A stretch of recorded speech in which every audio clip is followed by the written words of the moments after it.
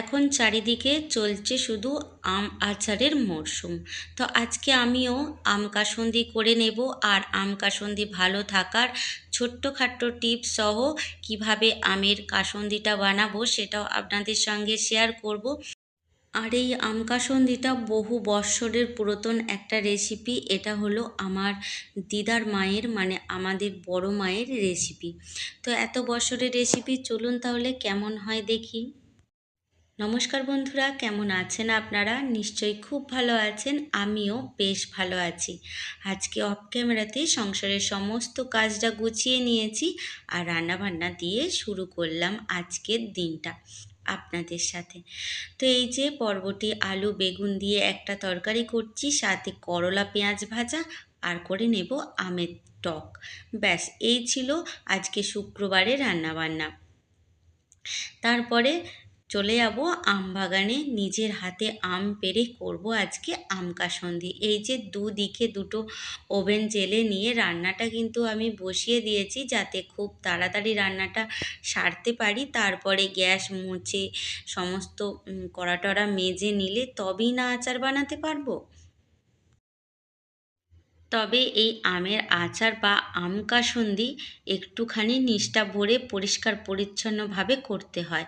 সগড়ি বা এই সব দিলে আম কাসুন্দিটা বলে নাকি নষ্ট হয়ে যায়, জানি না, সেই যুগে মানুষদের ধারণা ছিল। তবে মজার ব্যাপার কি বলুন তো, আগে আমার দিদার মা যখন এই আম কাসুন্দি, মানে আমাদের বড় মা যখন আম কাসুন্দিটা বানাতো, তখন কিন্তু মাটির হাঁড়ি করে বানাতো।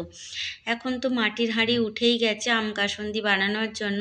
এখন তো প্লাস্টিক বা কাঁচের বয়ামের মধ্যেই আমরা কাসুন্দিটা বানিয়ে থাকি। তখন কিন্তু মাটির নতুন হাঁড়ি কিন্তু শুধু এই আম কাসুন্দিটা বানানোর জন্য, আর এটা সারা বছর থেকে যায়।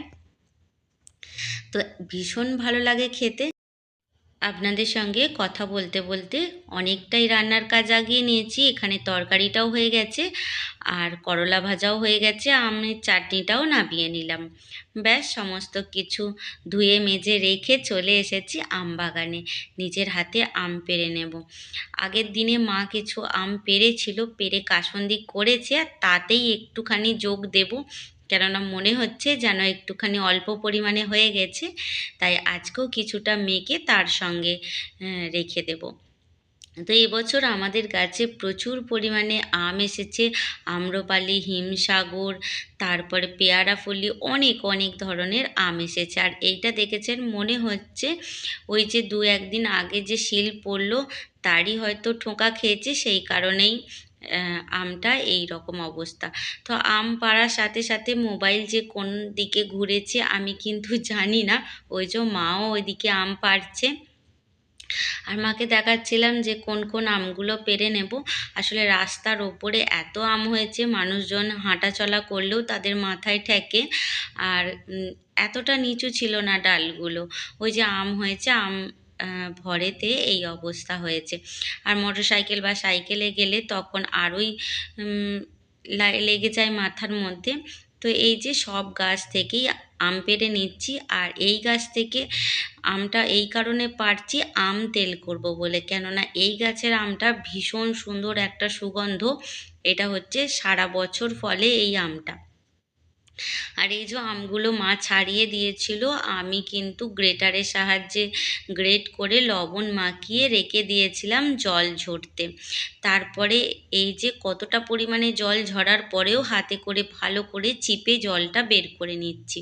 আমের আচার বা আম কাসুন্দির ভালো থাকার একটা গোপন রহস্য হচ্ছে এই, যে আমের জলটা যত ভালো করে চিপে আপনি বের করে নিতে পারবেন, ততই কিন্তু অনেক দিন আমের এই আচারটা বা আম কাসুন্দিটা থাকবে।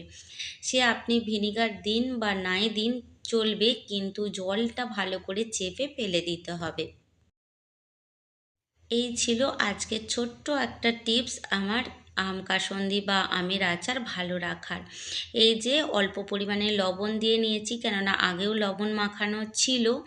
তারপরে দিয়ে নেব পরিমাণ মতো হলুদ গুঁড়ো, লঙ্কা গুঁড়ো, আর সাথে একটুখানি তেলকে গরম করে ঠান্ডা করে নিয়েছি সেটাও দেব, আর সর্ষেকে গুঁড়িয়ে নিয়েছি সেটাও দেব। সর্ষেটা কিন্তু গরম খোলায় কোনো রোস্ট করা নেই, এমনি কাঁচা সর্ষে রোদ্দুরে দিয়ে আর গুঁড়ো করা আছে। আর অল্প পরিমাণে ভিনিগারও দিলাম, আর দিলেও চলে নাও চলে। ওই যে বললাম মাটির হাঁড়িতে যদি করা হতো তাহলে ভিনিগার একদমই দিতে হতো না। এখন যেহেতু আমরা প্লাস্টিকের বা কাচের বয়ামে করি, তাই জন্য ভিনিগারটা একটুখানি দিতেই লাগে। কেননা মাটির হাঁড়িতে অসংখ্য ছিদ্র থাকতো, তখন এই যে আমের যে একটা রস সেটা কিন্তু বেরিয়ে যেত। সেই কারণেই আমের আচারটা বহুদিন পর্যন্ত থাকতো। আর আমরা যেহেতু এখন সেই ব্যবস্থাপনা নিই না, ফলে একটুখানি ভিনিগার দিতেই লাগে। আর দিয়ে দেব অল্প পরিমাণে চিনি, মানে টক মিষ্টি ঝালটা যাতে সম পরিমাণে থাকে। তবে চিনি অপশনাল, আপনারা দিতেও পারেন বা নাও দিতে পারেন, সেটা আপনাদের একদমই ইচ্ছার ওপরে নির্ভর করে। তবে আচার যেহেতু একটুখানি ব্যালেন্সটা রাখার জন্য অল্প পরিমাণে চিনি দিলাম। আর এরপরে দিয়ে নেব ওই যে সরিষা গুঁড়ো, আর বেশ অনেকটা পরিমাণে সরিষা গুঁড়ো দেবো, কেননা এটা যেহেতু সরিষা আম দিয়ে আম কাসুন্দি, তো এটাতে অনেকটা পরিমাণেই সর্ষে যায়।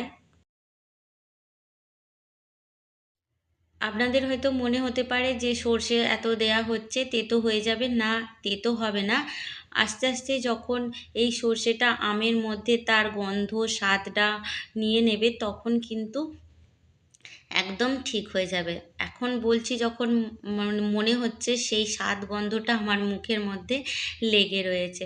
তো যাই হোক, এইভাবে ভালো করে হাতে করে চটকে নিচ্ছি যাতে মশলাটা সম পরিমাণে আমের মধ্যে মাখানো হয়ে যায়। এরপরে দিয়ে নেব সরিষার তেল। সরিষার তেলটা খুব বেশি গরম করার প্রয়োজন নেই, হালকা গরম করে কাঁচা ভাবটা একটুখানি চলে গেলে তারপরে ঠান্ডা করে নিয়ে অবশ্যই তেলটা দিতে হবে। আর এই আম কাসুন্দিটা একটু রোদ্দুরে দিলেও চলে, তবে রোদ্দুরে দেওয়াটাই ভালো।